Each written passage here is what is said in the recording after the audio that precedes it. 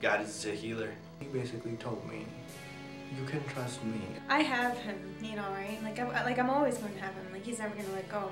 He took away all my pain, all my grief in that moment. God was with me and that he was hurting when I was hurting. When I was about 12, my mom got cancer, so that was really hard on just my whole family. And just as a 12-year-old, you know, you don't know what's going on really, so it was kind of hard for me. We found out she was pregnant, and the doctor wasn't happy with that because since she was pregnant, she was giving off a lot of estrogen, and the cancer was feeding off that. My brother was born in November, fine. He was born 2 weeks early though, but he was just fine. About a week after that, my mom, the doctors got rid of the cancer. It's been 8 years. She's been cancer-free for 8 years, and in that time, just when I was 12 to now, pushing 19, almost 19, you know, it's just, I think I've grown just because I think it got, not a wake-up call, but kind of just God saying, hey, I'm still here. Every day she walks through the door from work, I'm glad she's still here, and every time she goes to the doctor and comes back home and says, this is pushing, you know, next year, it'll be 9 years, 2 years, it'll be 10 years, and by then, they pretty much said, if you don't have it by at least 5 years, if it hasn't come back in 5 years, you're good. So, all of us are just very grateful, and I'm glad that my mom is a survivor. God is a healer. Like when I was younger, I was around 12, you know? And I had an encounter with God. It wasn't like if he wasn't knocking at my door already, but we actually opened it, you know? Or at least peeked out and noticed that he was there. But then after a while, when I was 13, 14, you know, afterwards, I kind of just stopped completely. But then just today, it's I have him, you know, right? I'm always going to have him. He's never going to let go. But then again, it's I've noticed that the only reason why I've not been as close with him is just because I have to forgive. And that's one of my big issues right now. To be forgiven, you have to forgive. So it's if I don't forgive other people for what they've done or what I've gone through, then how am I gonna say that I should be forgiven as well? When I was 11, I had a person in my life that I basically thought he was the coolest in the world.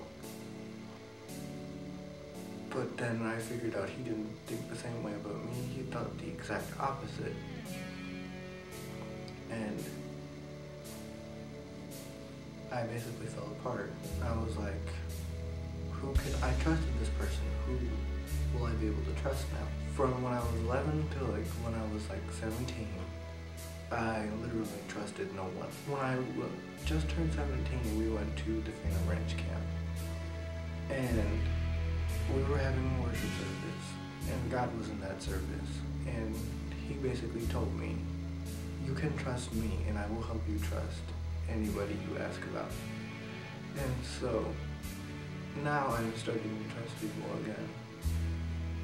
And it's been great.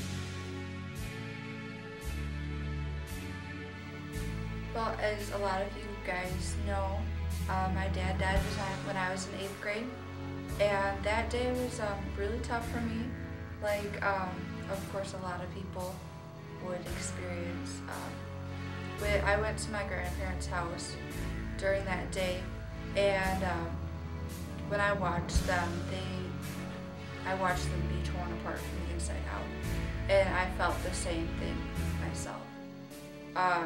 It was really hard for me because I felt an obligation to be strong for them. I couldn't express my grief the way that they were because I felt like I had to support them in my strength and my courage to not break down.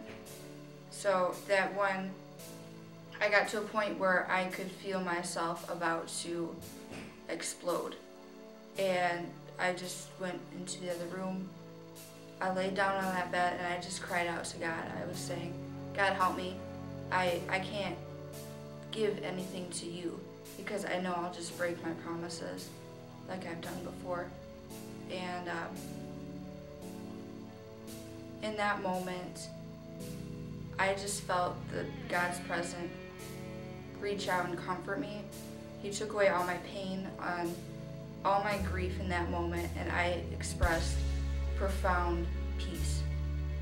And I still have rough days, but I know that God is with me, and His peace is within me to this day.